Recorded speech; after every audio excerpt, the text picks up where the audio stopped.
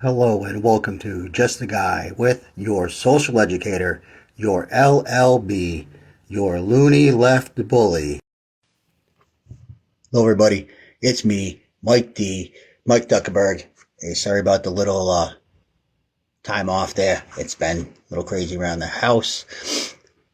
I know everybody knows Trump inauguration went off without a hitch.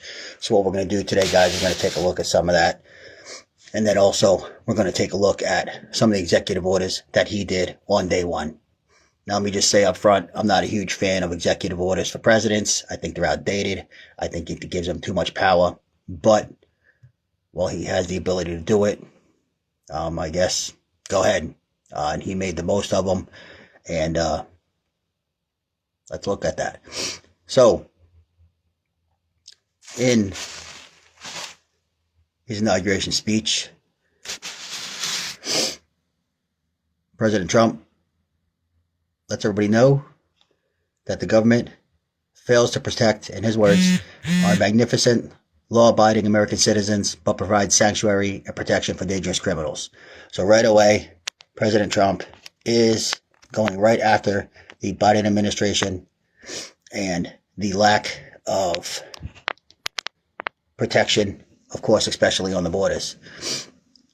He says, given unlimited funding, and these are his words here, giving unlimited funding to the defense of foreign borders, but refuses to defend American borders and, more importantly, its own people. So again, coming right after the borders, something he promised in his campaigning throughout was to go right after the borders, something we're seeing right away, okay? He says also, in light of what's going on here in America, that the government could no longer deliver basic services in times of emergency. You still see people in North Carolina that still haven't recovered from the hurricane. No excuse from that, right? LA fires. There was no action by the Biden administration, the Harris administration, okay? Sleepy Joe, he's on a beach somewhere, eating his jello, whatever he's doing. The borders are, well, she lost, she's done. She ain't doing crap, right? He also says that we have an education system that teaches our children to be ashamed of themselves, and in many cases to hate our country, despite the love that we try to so desperately provide to them. Okay? So,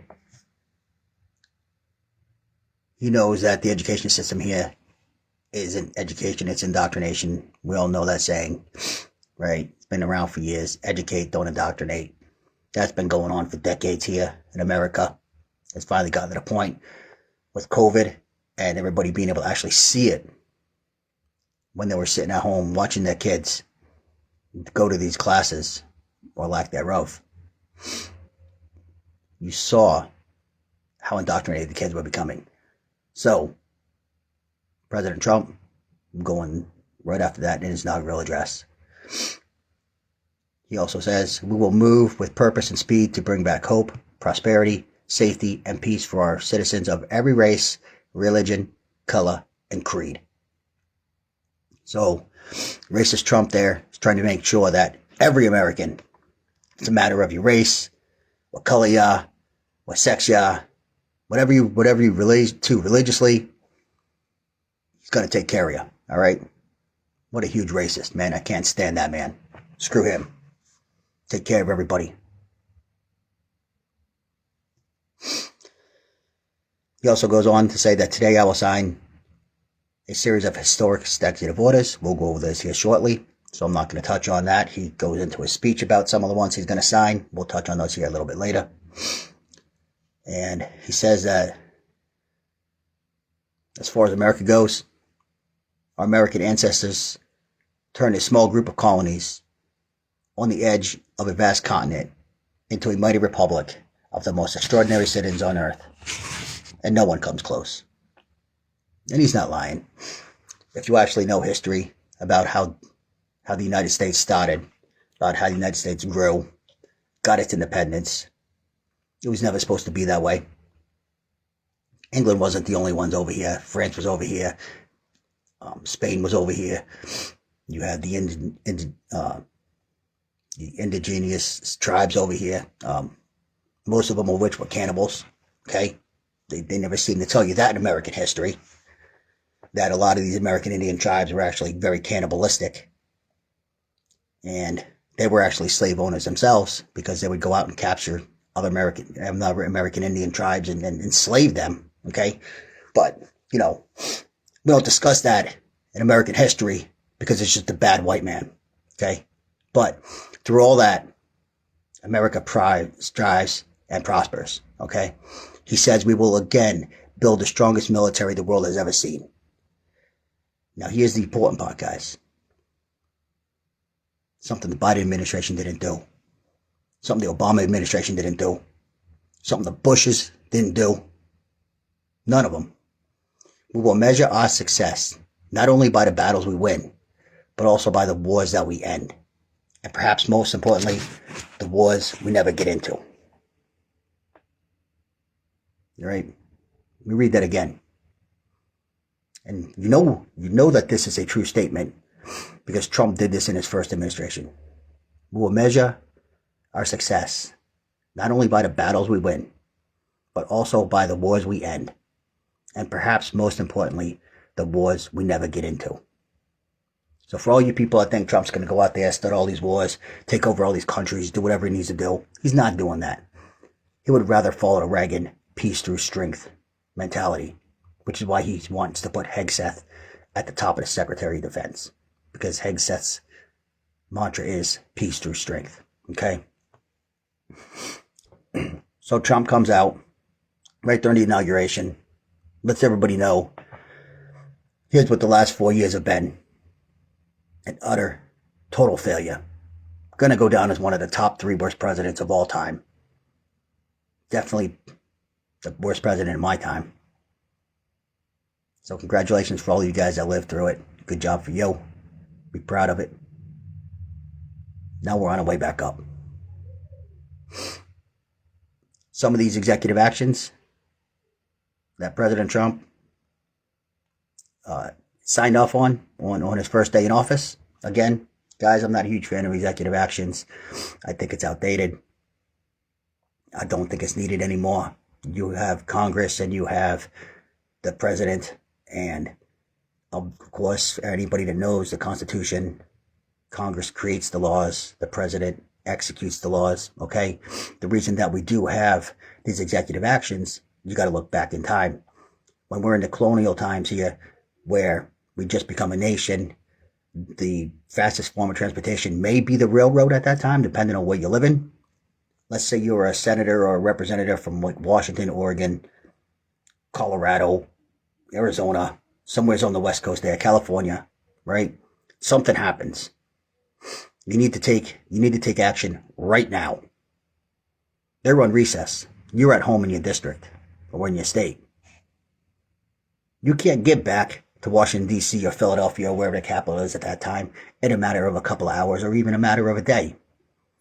So the executive action was placed there so that the president could make an executive decision, an executive action in lieu of Congress being away. Because it's going to take them sometimes weeks, maybe even a month to come from California all the way to D.C. or Philly, wherever the capital is at that time.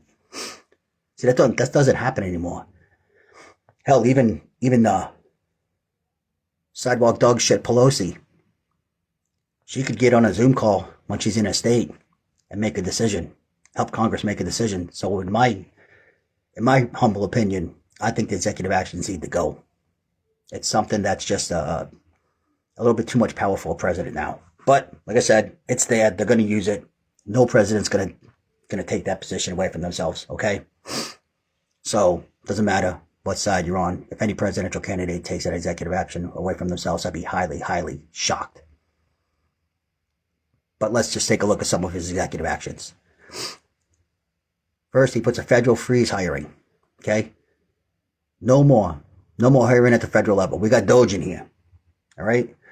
The Department of Government Efficiency. We're not trying to hire more people. We're trying to streamline the process.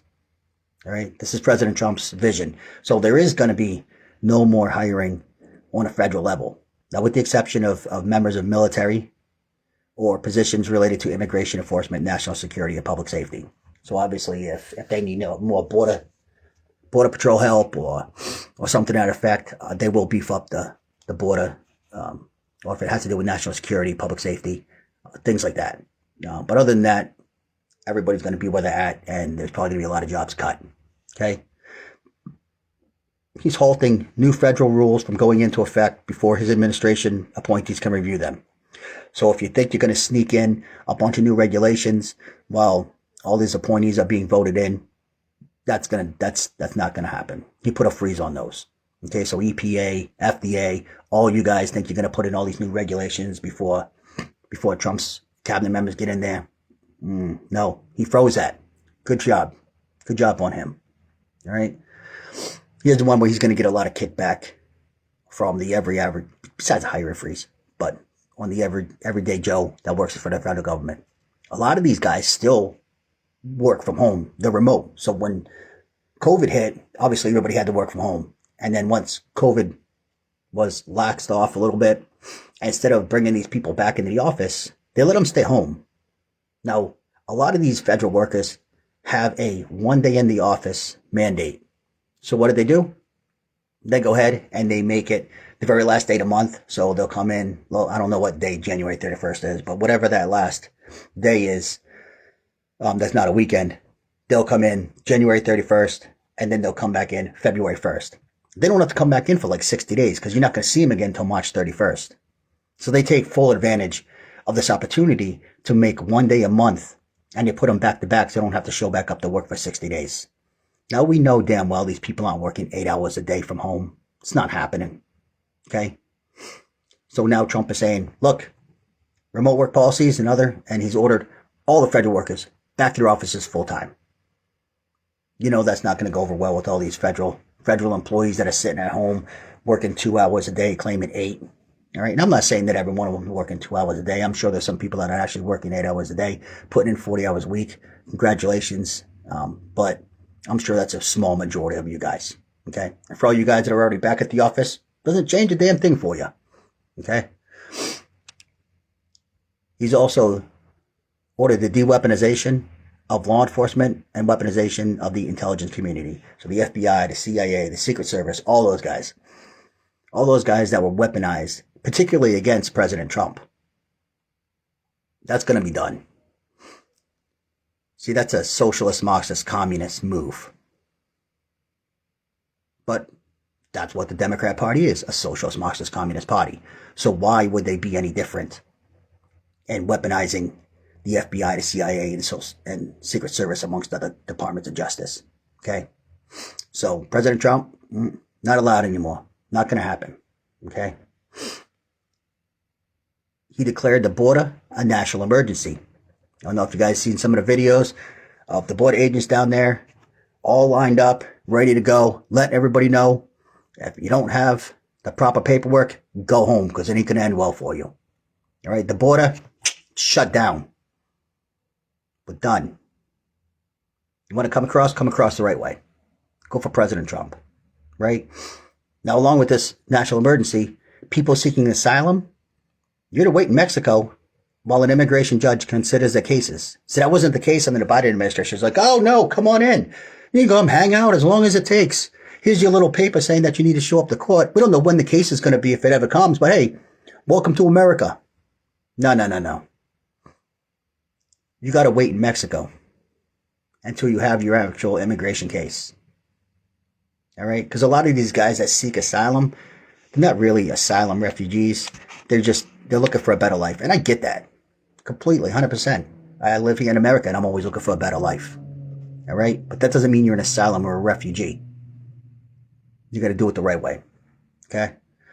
He also designating cartels as foreign terrorist organizations.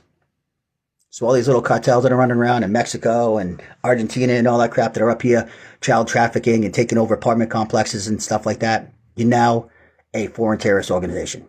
I'm going to be dealt with as such. All right? The one that's probably going to get the most scrutiny and is going to go to court for sure. All right? The end of the birthright citizenship.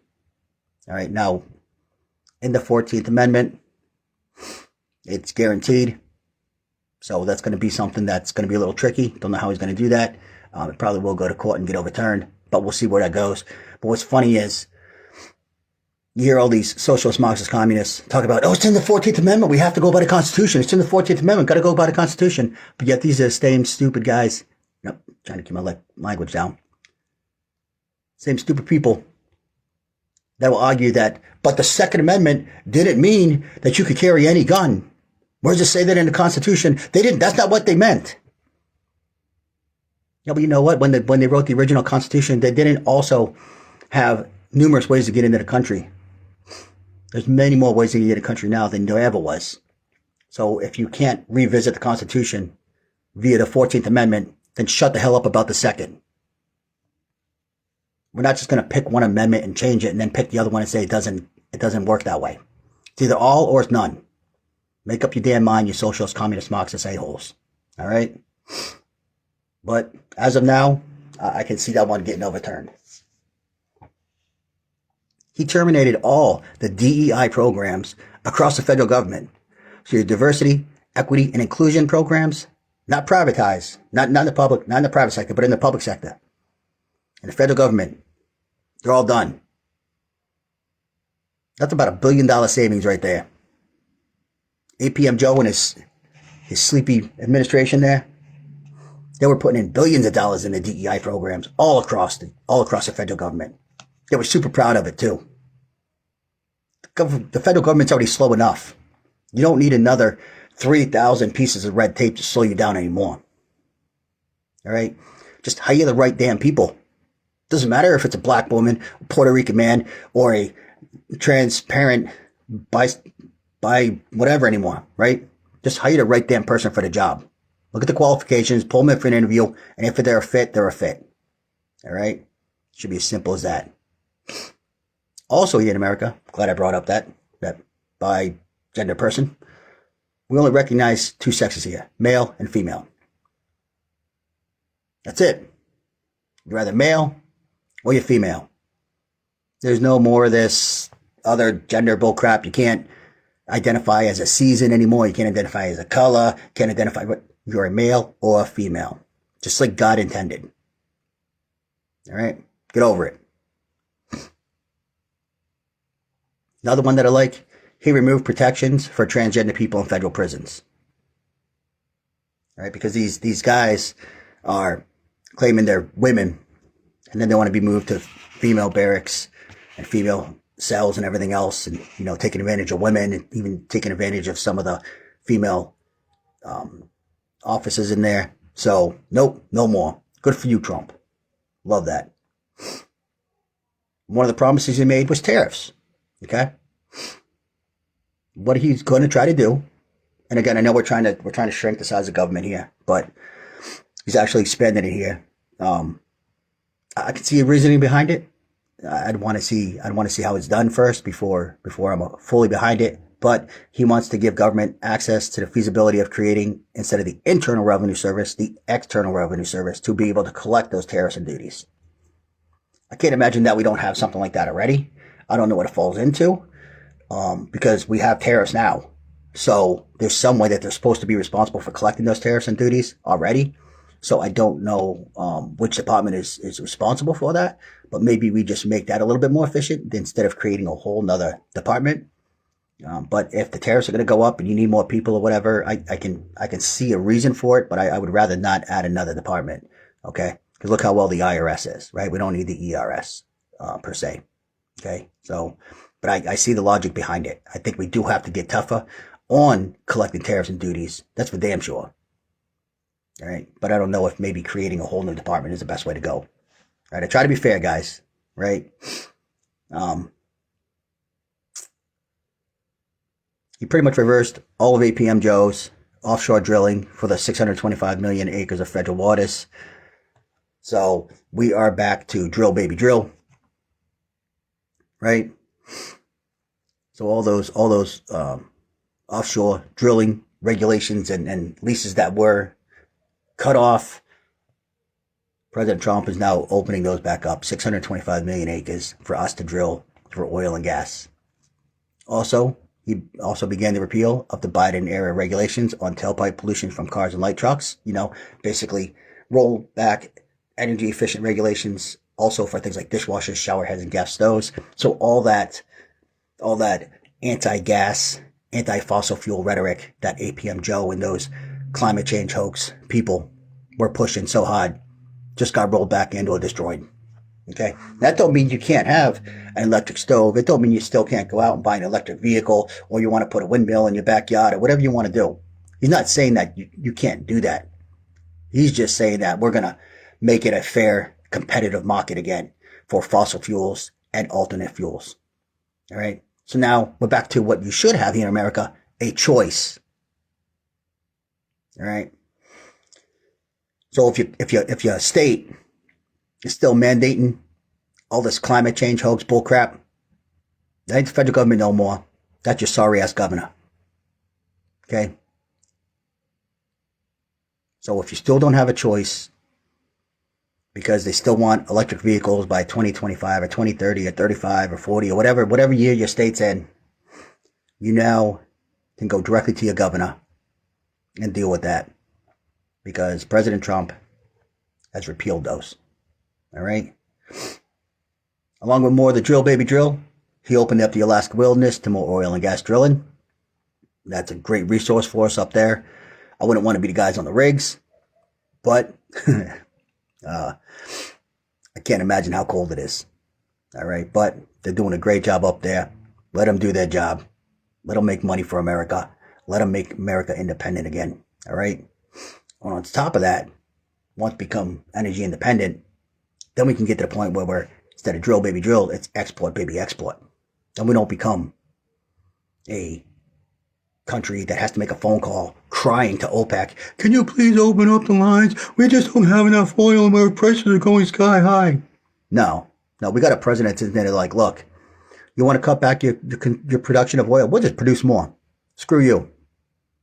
Right? And then we're going to sell it. We're going to make an even better profit. All right. So we're going to go from drill, baby drill to export, baby export. All right. That's what we're looking at with a lot of these executive orders that President Trump is doing on the fossil fuel section. Okay. He's going to restart reviews of export terminals for liquefied natural gas, something the Biden administration has paused. So we're going to look at new export terminals to again, export natural fuels, like liquefied natural gas. Okay. He's going to halt the leasing of federal waters for offshore wind farms. All right. There's a lot of issues with offshore wind farms. Environmentally, danger for our people, all kinds of things going on. He's going to halt the leasing of that. And more than likely, a lot of those leases were probably in that 625 million acres that APM Joe cut off for the fossil fuels anyways. Okay. And also, he's going to review all federal regulations that impose what he calls an undue burden on the development or use of a variety of energy sources. So if it's just a regulation to make it tougher for the coal industry to prosper and make a profit, and or maybe upgrade their stuff so it's not as dangerous and or pollutant, he's going to go ahead and he's going to take away a lot of those regulations. I know in his last time, his administration, they said if you were going to create a new regulation, you had to get rid of two. So you were in, every regulation was a -1. All right. I don't know if he's still going to do that. Hasn't said. So we'll see what that is going forward. But I like the fact that he's going to get rid of a lot of these just overbearing regulations that make it impossible for fossil fuels to even do their job in some instances. Okay. Especially coal. Well, now we're going to get to everybody's favorite here. The TikTok ban. All right. We know TikTok went off the air, came back on. All right. President Trump said he doesn't want anybody to enforce the law that banned the site for 75 days to give the Trump administration an opportunity to determine the appropriate course forward. Okay. We already know that the Supreme Court upheld the law. They do need to sell their portion to the United States, so that way it doesn't have a direct backdoor to the CCP, Communist Chinese Party. Because when you actually do your homework, you can see that ByteDance, or whatever the name of the parent company is, is controlled by the CCP. Okay, so we want to take that. We want to take that out of the hands. I'm not sure if it's too late now. They've had it for years. I don't know what good it's going to do anymore. But let's see. See what potential buyers we have. You know, Elon, you already got Twitter or X now. Maybe you just go in, step in, and get TikTok. All right. I know there's a bunch of other guys up there that have billions of dollars too that can step in. So it's going to be interesting to see how this one works out. But TikTok's back up for those of you that were whining, complaining, pissing, and moaning. You got your TikTok, you got your stupid videos back up there. Good for you. All right. I'm on TikTok too, but whatever. I just propose questions and let everybody fight. Some of the other executive actions that I personally loved, I love to see. United States, 2 withdrawals. 2 very, very important withdrawals. First, just like President said, we're going to take us out of the Paris Accord. The climate change hoax. The tax stealing, power hungry dealing Paris Accord. I already went over this before, guys. They got $100 billion in revenue from all the different nations. The United States puts up by far the most money. All right. And in the last little get together, they wanted $250 billion. And that's what they settled on. They really wanted $1.1 trillion. But now they're going to settle for $250 billion. That's like a quarter of what they wanted. But it went up from $100 billion to $250 billion. So you don't think for 1 minute that these climate change scientists that are 0 for 47 in every model they've ever done, are 0 for whatever they are in all the different predictions. Right, Al Gore? Right? All you guys, you've never been right, not once. Not even close. And they're asking for another $150 billion of your money so they can control your life. All right?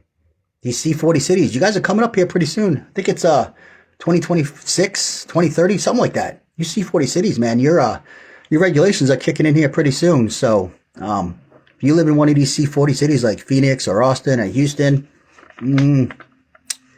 I'd be vote my mayor out and getting the hell out of that real soon. You'll see. But on top of the Paris Agreement, we're no longer part of who? Who? That's right. The World Health Organization. Done. Done with those guys. Those COVID vaccine pushing scientific medicine? Maybe? I don't know. But it's the World Health Organization. Again, what are they interested in? Money and power. Right? They don't care. They don't care. As long as it makes them money, as long as they can control you, that's it. And we have some of the best facilities in the world. We have some of the greatest medical advancements in the world. I'm not saying it's not other places that don't have great medical advancements. Not saying that. Okay. But when you look worldwide, America's one of the top dogs. Why do we need to give them a crap ton of money when we're already near the top? We can work with these other countries on our own. Germany comes up with something. We can work with Germany on our own. We don't need the World Health Organization. All right? So that just puts more money in our pocket. More money in our pocket from the Paris Agreement. More money in our pocket from the WHO. Trump's already on a roll. He's saving the U.S. tax dollars everywhere. See, so when you ask, well, he's going to make this tax break for no tips. He's not going to tax these anymore. He's not going to tax Social Security anymore. Well, then we're going to go further in debt. Well, when you don't have to give out billions of dollars to the Paris Accord, billions of dollars to the WHO, right there, that's a ton of money that's coming back to America that we don't have to tax everybody for. All right? So when you run the nation like a business, like President Trump is trying to do, you cut your costs and you don't have to tax the living crap out of your people anymore. Okay? So that's about all I got for the executive actions. I do want to just touch up on something I've been seeing on social media. Vladimir Putin called for the extradition of Dr. Fauci so that they can put him up on war crimes for his COVID vaccines and all the deaths that he caused during the lockdowns and everything else. And we know that APM Joe gave him a blanket pardon, in lieu of all the crimes that he knows he did. Okay, he hasn't even been found guilty of anything yet, so he's just like, look, I'm just going to clear you of any crimes that we really know you did, which will scare the hell out of you, because we know crimes that Dr. Fauci did. So if he's giving him a preemptive pardon over stuff that we know, what's all the stuff we don't know? Okay, so in my opinion, the man needs to sit in the gas chamber. That's my opinion. I think the man needs to be found guilty and be put to death. Okay, but let's go back to Vladimir Putin wanting the extradition of Dr. Fauci. We know we can't do anything here in America, right? But Vladimir Putin says, bring him over here. Okay, let's just squash this right now. I've looked at numerous websites, even looked at some Russian websites as well. I can't find any publications of Vladimir Putin asking for Fauci's extradition. Okay, so as much as I think that would be awesome, I don't see. I couldn't find anything stating this, that he actually said it. Doesn't mean he didn't, but I haven't found any proof of it yet. But let me say this, Mr. President Trump. I know we don't have an extradition clause with Russia. Russia is one of the few nations we don't have one with, okay?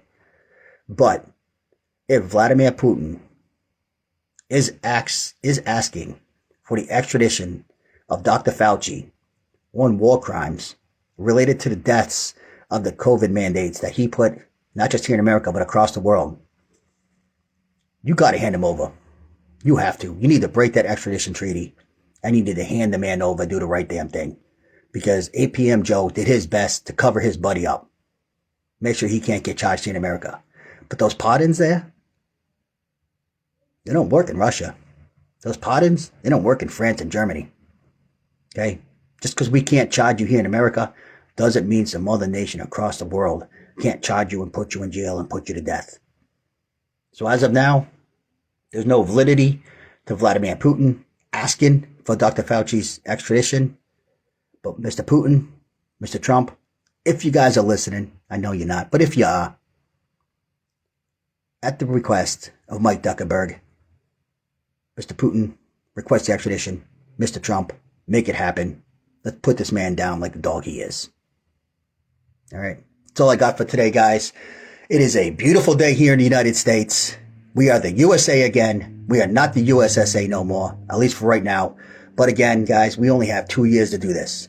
I know President Trump's in office for 4, but we have 2. Right now, we have a slight majority in the House. We have a slight majority in the Senate. But in order to keep those majorities and grow those majorities, you conservatives in Senate, in Congress, you need to act. You need to act now. You need to go through with your promises. Make America great again. Don't sit down on it. Don't sit back on it. Go out. Come. This is a sprint. This isn't a marathon right now. We need to be sprinting to those campaign promises before 2026. Because we need to not just keep the majority. We need to grow the majority. And all you conservatives in there right now, all you senators, all you House of Representatives, do your job. We elected you based off of those promises. We elected you to get the job done. And if you're a fake-ass Republican traitor, we're done with you. We're going to vote you out. We're going to put in a real conservative. All right? No more fake-ass Republican traitors. You're not rhinos. You're fake-ass Republican traitors. You're farts. You're that stinky crap that comes out of my ass. All right? Each and every one of you guys that watch, appreciate y'all. Sorry about the little absence in videos here. Going to be back on more regularly. Just had to get readjusted to a new routine. I apologize. All my social educators out there, love each and every one of you. Keep doing what you're doing. Go to Rumble. Go to YouTube. Like and subscribe. Let's keep making America great again. Let's keep building the social educators. Let's build that army where there are no woke generals.